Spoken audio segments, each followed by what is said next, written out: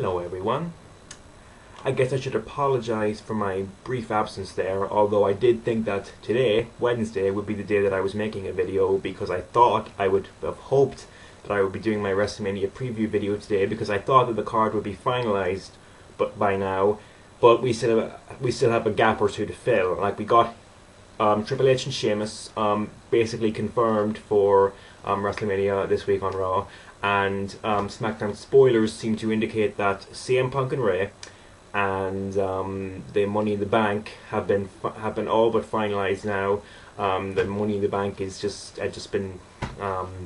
it's crystal clear who's going to win the Money in the Bank now, and you know, it's been my pick from the beginning. You can see in a previous video that I made that prediction, and now it looks like it's going to be coming true, which I will talk about in the WrestleMania preview video when it goes up after the forthcoming Raw, because the Orton Legacy thing still doesn't have a match to go with at WrestleMania, and I really cannot predict where they will go, because I don't want to call this feud a clusterfuck, but it's definitely lacking direction because they need more promo time.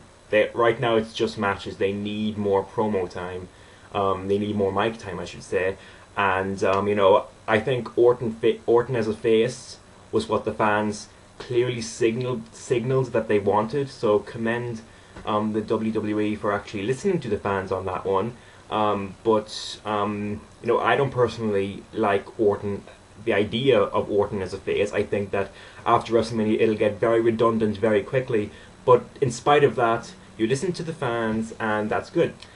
But you need to give this more promo time and more mic time for it to be somewhat interesting heading into WrestleMania. But we don't know what the match is yet, so the WrestleMania card is still not final. I will do the preview as soon as it is final, and that will be that. So I am left with this topic that I have been thinking about for a while, because there's been a lot of talk about retirements. Of course, we do know that HBK is the one who is the subject of speculation as far as retirement goes, and I have no doubt that when he does retire, if it is at WrestleMania or if it is later on, that he will leave a gap, a very big gap that will not be easily filled. But I would argue that when Undertaker does it, when Undertaker retires, that he will leave a bigger gap. He will leave a bigger gap, and even if it doesn't happen this year, if it happens next year, whenever it actually does happen, he will leave a bigger gap than Shawn Michaels will, in my opinion, simply because he represents the last pure gimmicked wrestler that isn't a complete joke.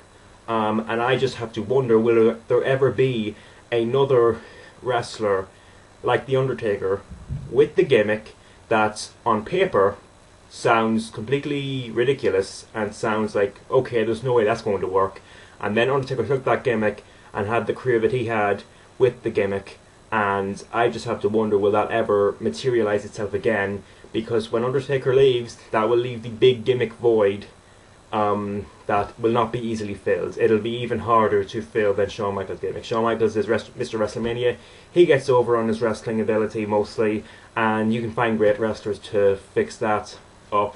But what Undertaker leaves behind is a gimmick void that will not be easily filled, and that is because the unlikely set of circumstances that led to the 20-year career that we know that The Undertaker has had, I don't know if that can ever be filled again. I think it was just a set of lucky circumstances and just good promotion, and everything just kind of fell into place. And I don't know, I don't want this to be an argument over, do the current Raw writing team have the ability to write a character like this that isn't a complete joke and is still a fantasy gimmick, but it might just have been a lucky circumstances, in my opinion. Like, let's look at the Undertaker and consider if it was lucky circumstances. He has the size, he has the look, he has the natural charisma, the aura that he projects when he's going down to the ring, and he has the wrestling ability to complement all those factors.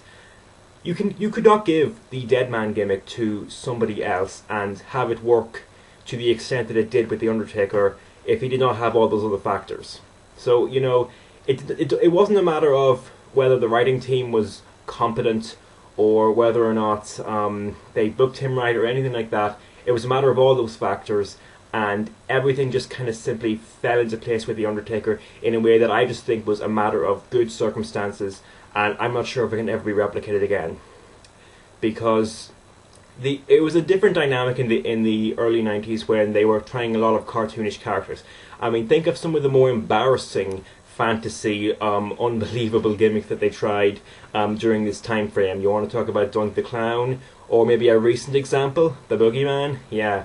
We've had a lot of gimmicks that sound as ridiculous as The Undertaker's does on paper, but what makes The Undertaker's different is all those factors that I listed below, that I listed before the video, just all came together to make it work. And I don't know if that can ever be done again, because the dynamic now is, I don't want to say that it's overly simplistic characters, because we have CM Punk doing his thing right now, and there's no way of knowing how who's going to come down the door next and just wow us all with their unique ability, whether it's from WWE or TNA for that matter. You don't know where the next Undertaker, so to speak, is going to come by. I'm not talking about ripping off the Undertaker, so to speak. I'm talking about, can you take a gimmick that sounds ridiculous on paper, like the Undertaker's probably does, and make a 20-year career out of it that is going to be remembered for years to come. Not even such a successful career, even a main event career, even a career that can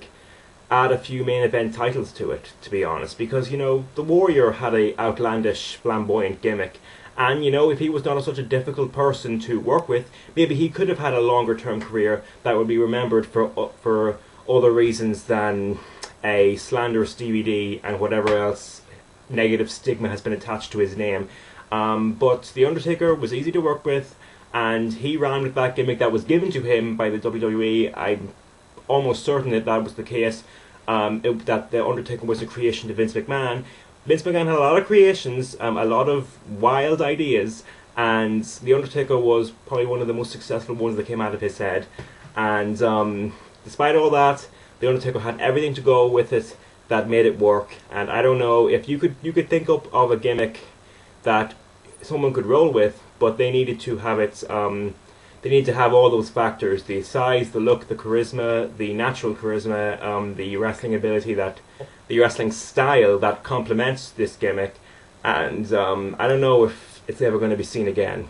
I might actually do a fantasy booking video on this subject, trying to design a wrestler with this sort of gimmick, this sort of outlandish, sounds ridiculous gimmick, and try and see if I can really devise the ideal person to fill the Undertaker's shoes after he leaves, because I think this is going to be something that will be noticeably missing when he does retire, in my opinion.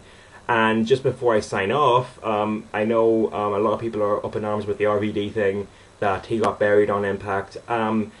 I would agree that his depth did not come off the way it should, because I realize you want to get some heel heat on Sting. That's fine. Obviously, the Impact Zone crowd did not cooperate with you when you turned Sting heel originally on Hogan. They were cheering him. Yay, that's just brilliant. So you decided to have him attack one of the more popular guys, one of the more beloved superstars in the wrestling world. That's good logic, except you could have RVD celebrate the fact that he just beat Sting in 10 seconds for a few minutes longer, and then hit him with the bat.